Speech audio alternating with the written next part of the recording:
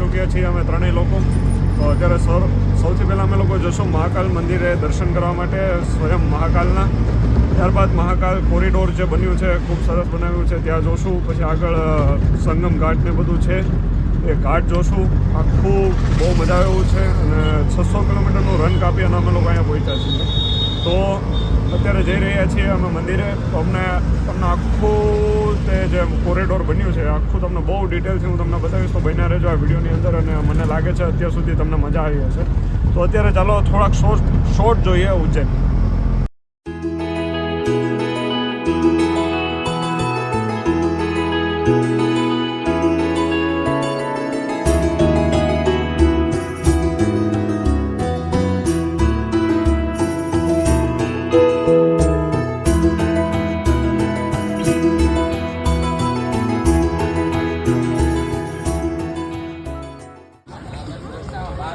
તો મિત્રો અત્યારે તમે જે જોઈ રહ્યા છો, અમે મહાદેવ કોરિડોરથી અંદર આવ્યા છીએ. બહાર લાઈન હતી મિત્રો, તમે નહીં માનો, ભસ્મ આરતીની લાઈન હતી. જે અત્યારે વાગ્યા છે 6:30 વાગ્યાથી લોકો લાઈનમાં ઊભા રહી ગયા છે ભસ્મ આરતી માટે. અને ભસ્મ આરતી થવાની છે સવારે 4 વાગે. તો લાઈન ઓબ્વિયસલી તમને લોકોને ખબર પડી ગઈ હશે ભાઈ કે મારે પહેલાં બેસું, એના માટેની લાઈન છે. તો હવેથી તમને જે કંઈ સીન સિનિયરી જોવા મળશે એ મહાદેવ કોરિડોરના, જે કોરિડોર ઇન્ડિયન ગવર્મેન્ટે બનાવ્યું છે, ખૂબ જ સરસ કોરિડોર છે. એનું તમામ સીન સિનિયરી હવે તમને વિડીયોમાં જોવા મળશે. તો ચાલો જોઈએ સીન સિનિયરી.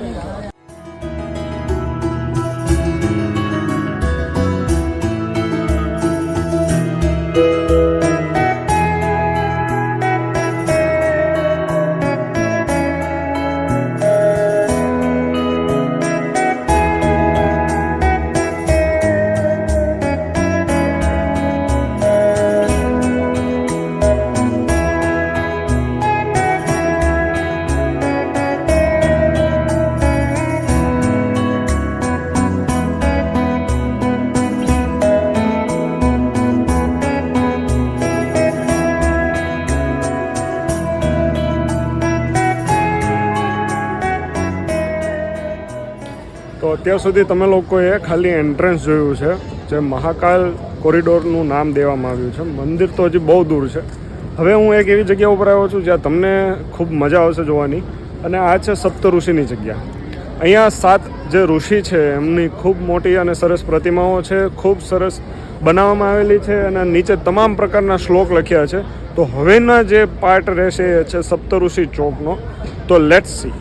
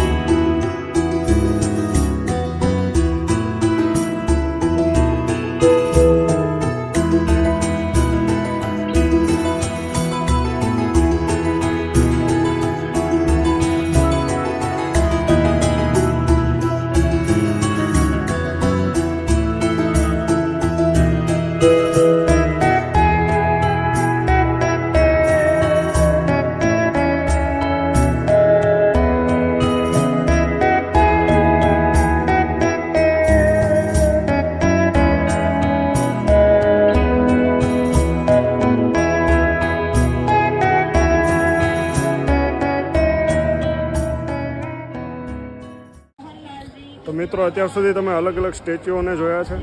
એન્ડ જોવા જેવી વાત એ છે કે દરેક ભગવાન શંકરનું જેટલું પણ શિવપુરાણની અંદર વર્ણન કરવામાં આવેલું છે, સમુદ્ર મંથન હોય, કોઈ રાક્ષસનું વધ હોય, કે પછી એમના લગ્ન જે પાર્વતી માતા સાથે થયા ત્યારની જાનનું જે આખું ચિત્રનું વર્ણન છે, બહુ ખૂબ સરસ રીતે કરવામાં આવેલું છે. તેમજ મારી પાછળ તમે જોવો છો, દરેક વસ્તુને એટલી એક્યુરેસીથી બનાવવામાં આવી છે કે તમને અહીંયા આવીને જ મજા આવી જશે. તો મારું તમને દિલથી કહેવું છે કે ક્યારેક ને ક્યારેક જરૂરથી વિઝિટ કરો મહાકાલેશ્વર મંદિરને.